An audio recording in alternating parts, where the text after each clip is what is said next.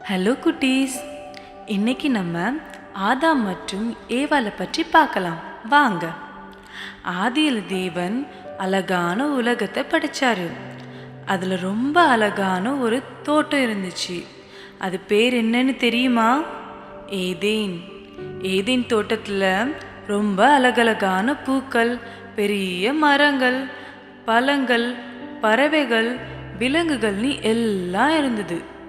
அதே தோட்டத்தில் தேவன் ஆதாம் ஏவாள்னு 2 மனிதர்களை படைச்சாரு. அங்கே எல்லாரும் எப்பவும் சந்தோஷமா இருந்தாங்க. ஆதாமும் ஏவாளும் ஏதேன் தோட்டத்தை சுற்றி பார்த்துட்டு அங்கே இருந்த விலங்குகள் கிட்ட பேசிட்டே தோட்டத்தின் அழகை ரசிச்சுட்டு இருந்தாங்க. அங்கே அவங்களுக்கு தேவையான எல்லாம் இருந்துச்சு. அவங்க சாப்பிட்றதுக்கு நிறைய சுவையான பழங்களும் இருந்தது. தேவன் நன்மை தீமை மரத்தின் பழத்தை தவிர வேற எல்லா பழங்களையும் நீங்க சாப்பிடலாம்னு ஒரு கட்டளை கொடுத்தார்.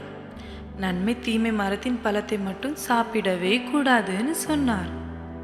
ஆனா ஒரு தந்திரமான பாம்பு ஏவாள் கிட்ட வந்து, இந்த பழம் நல்லா இருக்கும், இதை சாப்பிட்டா நன்மை தீமை அறிந்து நீங்களும் தேவனை போல ஆயிடுவீங்க அப்படின்னு சொல்லும். ஏவாளும் இதை நம்பி சாப்பிட்டாங்க. தேவனுடைய கட்டளையை மீறிட்டாங்க.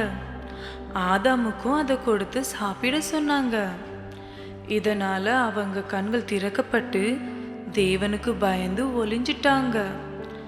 அவங்க நினைச்ச மாதிரி எதுவும் நடக்கல. மாறாக அவங்க தேவனுடைய வார்த்தைக்கு கீழ்ப்படியல. தேவன் ரொம்ப வருத்தப்பட்டாரு. கீழ்ப்படியாததுனால அவங்க ஏதேன் தோட்டத்துக்கு வெளியே போயிட்டாங்க. ஏதேன் தோட்டத்தின் கதவுகளும் மூடப்பட்டது. ஏதேனுக்கு வெளியே இருந்த வாழ்க்கை ரொம்ப கஷ்டமா இருந்தது. ரொம்ப வேலை செஞ்சாங்க, வீடு செஞ்சாங்க. அது எல்லாம் அவங்களுக்கு புதுசா இருந்தது.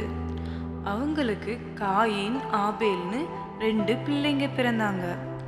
ஏதேன் பற்றின எல்லாத்தையும் அவங்க பிள்ளைங்களுக்கு சொல்லி கொடுத்தாங்க. சரியானதை தேர்வு செய்யவும் சொல்லி கொடுத்தாங்க. இப்படியாக அவங்க குடும்பம் இந்த பூமியில பெருசா ஆனது.